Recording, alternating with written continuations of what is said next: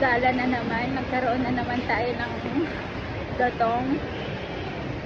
Trabaho ng trabaho lang. Sipagan lang ang trabaho. Magkakaroon din ng pera, magkakaroon din ng pagkakakitaan.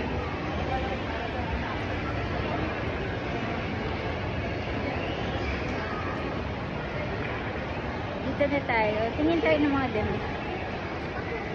Okay.